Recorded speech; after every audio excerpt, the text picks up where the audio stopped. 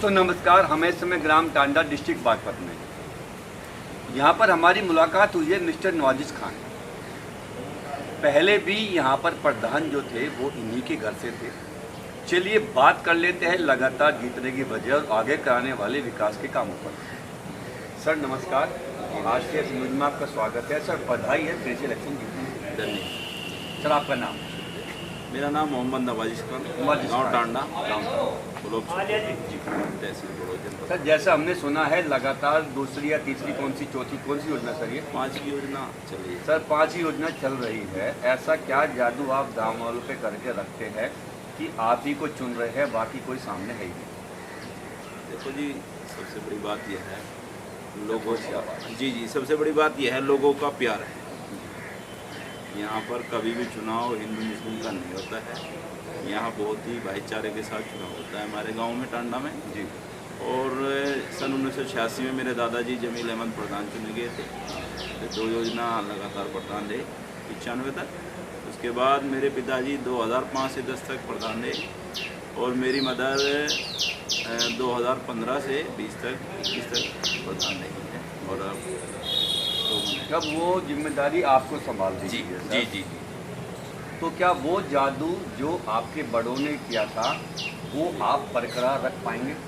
बिल्कुल। देखो, उम्मीद है कि जो जनता ने वोट दिया है उस पर खरा उतरने की और पूरा जो हमारे कार्य शेष बचे हुए हैं उनको पूरा कराने का लक्ष्य है। जैसा कि हमारे गांव में पानी की टंकी हमने 2016 में जगह दे दी थी पानी की टंकी के लिए और हमारी पानी की टंकी स्वीकृत हो गई है, जो जल्द ही उम्मीद करी जा रही है कि 1 साल के अंदर अंदर हम अपने सभी ग्रामवासियों को पानी दे दें टंकी का। सर चलिए एक एक मुद्दे पे बात कर लेते हैं। जी सर। चूँकि दरअसल आप ही की योजना चल रही है पहले से भी, तो काम तो लगभग सारे हो चुके होंगे। जी अब जो बचे हुए काम हैं उनके बारे में भी बात कर लेते हैं। जी जी। सबसे पहले सर हम बात करते हैं साफ़ सफाई की। गाँव में साफ़ सफाई की स्थिति क्या है और अभी क्या रहेगी? गांव में साफ सुथराई की स्थिति ये है कि मेरा गांव सबसे पहली बात तो ये ढलान पे है। कहीं भी आपको हमारे गांव में 1 इंच भी पानी नहीं भरा पाएगा, बिल्कुल ऑटोमेटिकली।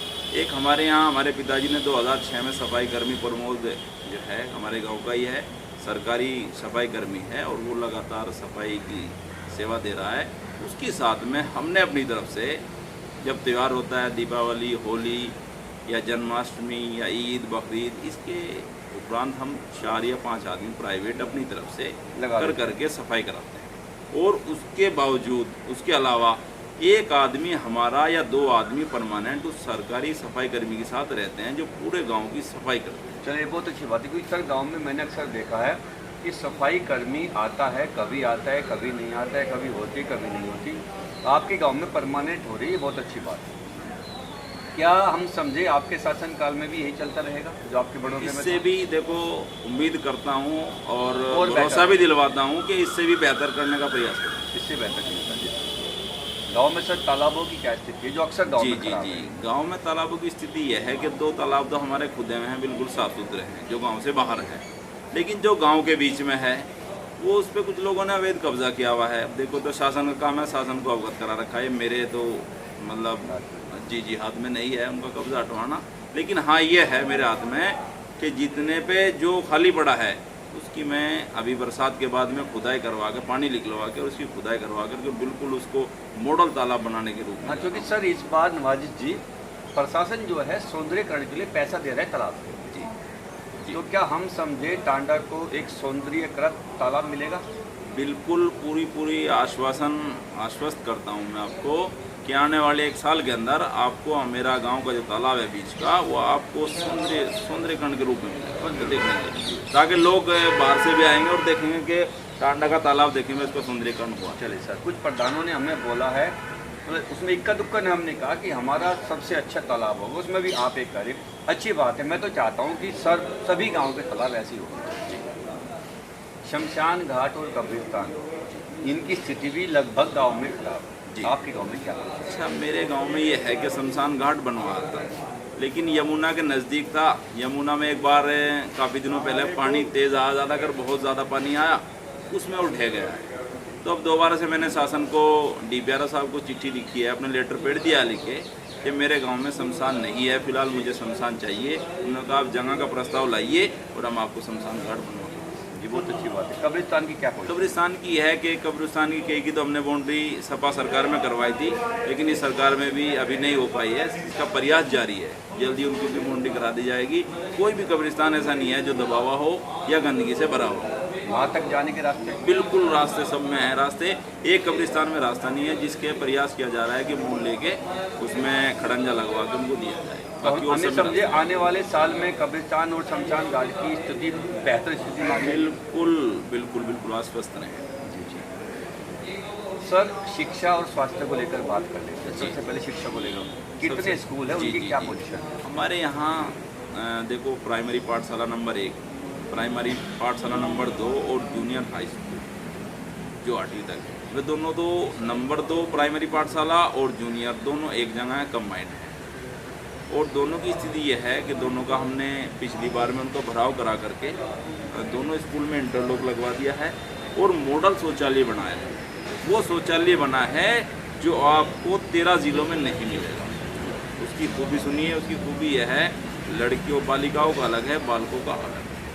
उसमें सारी सुविधा है, एंड इंग्लिश टॉयलेट है, शादी टॉयलेट है, बच्चा छोटा है जो पेशाब करेगा उसका बैठने के लिए है, बैठ के पेशाब कर सकता है, खड़े वालों का अलग है, नहाने की सुविधा है, पानी पीने की सुविधा अलग है, हाथ धोने के लिए वॉश बेसिन है, और आरओ बच्चों के लिए शुद्ध पेयजल आरओ का पानी, वाटर कूलर की भी हमने लगवा दिया है जो बच्चों को। और पेड़ लगवा रहे हैं अब स्कूल में हम, जो बहुत ही हमारा स्कूल हरा भरा दिखेगा। इस बार पेड़ पौधे भी दिए गए हैं। जी दिए देते हैं, लेकिन वे पौधे कामयाब नहीं होते। हम तो अपने निजी पैसे से हमने 200 का लक्ष्य रखा है, जिसमें हमने 70 पौधे लगवा दिए हैं और हमारे बहुत अच्छे पौधे चल रहे हैं। उनकी देख रेख के लिए एक आदमी पहले से ही नरेगा के रूप में रखा हुआ गया है।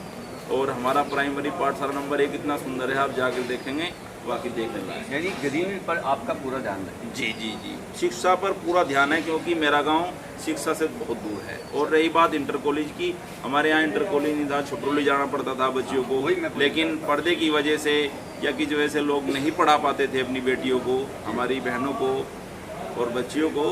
तो उनके लिए हमने मॉडल इंटर कॉलेज बनवाया है। बड़े प्रयास करके सरकार से हमने उनको 6 बीघा ज़मीन दी शिक्षा विभाग को, जिसमें हमारी सरकार ने कन्या इंटर कॉलेज मॉडल बन के तैयार है। अब सरकार से निवेदन करना चाहते हैं कि उसमें जल्द से जल्द शिक्षा चालू हो, कोरोना काल खत्म हो, शिक्षा चालू हो और हमारे बच्चे उसमें शिक्षा ग्रहण करें। 1 तारीख से स्कूल खुल रहे हैं? जी, सुनने में आ रहा है और लग भी रहा है कि जल्दी सरकार खोलने के मूड में है। बच्चों का काफ़ी लंबा समय हो चुका है, पढ़ाई बंद है। तो मैं भी सरकार से निवेदन करूंगा आपके माध्यम से कि जल्द से जल्द स्कूल प्रोटोकॉल के माध्यम से खोले जाएं और बच्चों को शिक्षा दी जाए। सर, इसी से रिलेटेड हमारा अगला क्वेश्चन है, इस समय गांव में सर लाइब्रेरी की डिमांड भी की जा रही है जो पहले नहीं थी। जी बिल्कुल की जा रही है, उसके लिए भी मैं प्रयासरत हूँ और जल्द ही अपने ग्रामवासियों को लाइब्रेरी की देंगे। सर, इसी के साथ साथ गांव के नौजवान हमारे भाई खेल के मैदान की डिमांड भी कर रहे हैं, अक्सर हर गांव में करते हैं। जी, क्या आपके गांव में कोई डिमांड है? बहुत अच्छा प्रश्न है जो मेरे मन में आ रहा था, बहुत अच्छा। इसमें यह है जी, हमारे यहाँ ग्राम पंचायत की 5 बीघे ज़मीन है, 333 नंबर, खसरा नंबर 333, जिसके लिए हमने अभी SDM साहब को एक लेटर देने जा रहे हैं। उनसे स्वीकृति लेकर के फिर हम ग्राम सभा का एक प्रस्ताव लिखेंगे और मेरी जो खेल अधिकारी हैं उनसे भी बात हुई थी इस माध्यम से, क्योंकि हमारे यहाँ 2 वे बने हुए हैं, एक युवक कल्याण मंगल दल और एक लड़कियों का जो खेलने का हमारे 10-10 उसमें सदस्य होते हैं। तो जगह हम जल्द ही प्रस्तावित कर करके SDM महोदय जी को पेश करेंगे और उस पर जल्द स्वीकृति मिल जाएगी, जिस पे निर्माण कार्य हम उसको चालू करेंगे। खेल का मैदान भी मिलेगा बच्चों को, खेल का मैदान बिल्कुल दिया जाएगा, हाल में बाउंड्री करा करके और बहुत सुंदर बनवा। चलिए, अभी तक हमारे जितने सवाल थे जी, सभी के जवाब ये है कि वो सभी काम होंगे। ये गांव वालों को विश्वास दिला जाए टांडा भाई। सर, बहुत अच्छी बात है। सर, पेंशन की क्या स्थिति, क्या सभी पेंशन बनी हुई है या अभी बाकी है? हमारा देखो गांव यमुना के किनारे पे है और ज़मींदारी खात्मे में यहाँ लोग हमारे जो बड़े थे वो नौकरी पे थे, लेकिन ज़मींदारा जो खात्मा हुआ सबसे ज़्यादा टांडा को नुकसान हुआ ज़मींदारी खात्मे। तो उसके बाद लोग भूमि होने हो गए। हमारी जो 8,500 बीघा ज़मीन है वो खादर को चली गई या हरियाणा को चली गई, जो खादर की ज़मीन है जिस पे विवाद चलता आ रहा है। उसमें भी प्रयास किए जा रहे हैं कि जल्दी उसका भी मामला सुलझे और वो हमारी ज़मीन हमारे किसानों को मिले वापस आए। और दूसरी बात यह है, भूमिहीन लोग हो गए, मजदूरी करते हैं। ना आवाज़ जब सुने ना फिर कम आएगी जी। तो मैं ये कहना चाहता हूँ, हमारे लोग गांव के काफ़ी गरीब 86% 85% मजदूरी पर निर्भर हैं। जो चिनाई की मजदूरी करते हैं, जो उनके साथ में मजदूर कर चिनाई राज के मिस्त्री मजदूर होते हैं उसके साथ जाते हैं। कुछ बेचारे खेतों में काम करते हैं निराई गुड़ाई का, तो 300-400 रुपये ही कमाते हैं। तो ऐसे में जो बुज़ुर्ग, हमारी सरकार ने पेंशन चला रखी है कि जो 60 साल के बुज़ुर्ग हो गए हैं, मेरे गांव में कोई भी आदमी आज 60 साल का पेंशन के बिना नहीं रहा है। जो सभी की बनी हो, जो रह रहे हैं उनके बनवा कर, उनके फार्म भरवा करके समाज कल्याण को दे दिए हैं जी। और जो 60 साल होने जा रहे हैं उनके भी जल्द भरवा के दे दिए जाए। जो विधवा और विकलांग है, विधवाओं की बिल्कुल कोई भी विधवा नहीं रह रही है, और कोई जो नई विधवा है उनकी चल रही है प्रोसेस में। यानी कि पेंशन का सभी की है जी, नहीं है तो बहुत जल्द हो जाएगी। बहुत जल्द। जितनी टांडा में पेंशन है इतनी आपको किसी गांव में नहीं मिलेंगी। कोई भी गरीब आदमी नहीं बचा हुआ है पेंशन के बिना। सर एक विषय है, ये 250 से ज़्यादा प्रदान हो चुके अब तक, मुझे कोई सेटिस्फैक्ट्री जवाब नहीं मिल पा रहा उसका। गांव में कुछ जो छोटा तबका होता है या जिनके घर नहीं होते तो टूटे फूटे होते हैं जी, उसके बारे में हमारे प्रधान जी का क्या कदम होगा? प्रशासन की तरफ से हेल्प आती है तो, नहीं आती है तो क्या वो ऐसे ही रहेंगे? नहीं, मैं उसके बारे में बताना चाहूँगा आपको। देखो, जब सपा सरकार थी उसमें एक लाभार्थी को मकान बनाने के लिए 3.5 लाख रुपए लगभग दिए जा रहे थे। शौचालय, मकान, सौर ऊर्जा। और हमारी बीजेपी सरकार आई है। अब जब से इसमें थोड़ा सा हमारे जो ज़िले के अधिकारी हैं उन लोगों ने रिपोर्ट जो है हमारे ज़िले की सुननी दी। अच्छा, उसमें मेन कारण ये है कि हम लोगों के जो अधिकारी ने हमारी रिपोर्ट दी वो सुनने दी है। और जबकि आज भी हर गांव में जाओगे आपको पात्र आदमी मिलेंगे जिनके मकान ने झोपड़ी में। जी, आज भी मेरे गांव के अंदर करीब 28-30 आदमी ऐसे हैं जो झोपड़ी में और कच्चे मकानों में रहने के लिए मजबूर हैं, जिनका हमने कई बार सर्वे भी करा चुके, लेकिन पैसा ना होने की वजह से और हमारे अधिकारियों ने जो प्रशासन को रिपोर्ट जारी है उसमें सुनने की वजह से नहीं बन पा रहे हैं। फिर भी मेरा अगला कदम यह है कि अब उन्होंने कहा है कि भाई देखो 22 मार्च तक 31 मार्च 22 तक तो कोई मकान नहीं बनेगा, क्योंकि यहाँ की रिपोर्ट जो है शून्य है। और आने वाले टाइम में यह है, मैं उनको पास करवा करके उनकी पात्रता की जाँच करवा करके आने वाले टाइम में उनको तुरंत मकान बनवाएं। चल, हमारा एक पर्सनल सवाल है, ये मेरा एक भाई का भाई से, कुछ प्रधान से और विषय दिया, प्रशासन अगर नहीं करता तो क्या गांव के कुछ जो प्रभुत्व लोग हैं उनकी हेल्प से या कुछ एनजीओ की मदद से जी या कुछ छोटे मोटे घरों का निर्माण किया जा सकता है जो एक सर इंसानियत के तौर पर जाना जाए? क्या ऐसा संभव है? देखो, मैं आपको आश्वस्त करना चाहता हूँ, देखो अगर जो 28-30 हैं तो नहीं बनवा पाऊँगा 28-30 का तो, लेकिन यह है कि हाँ 2-4 के मैं अपने प्रयास से, अगर जो सरकार भी नहीं बनवाती है तो मैं 2-4 के तब भी मैं किसी भी प्रयास से जिनकी छतें नहीं हैं, जिनकी छतें उनको छतें दिलवा देंगे।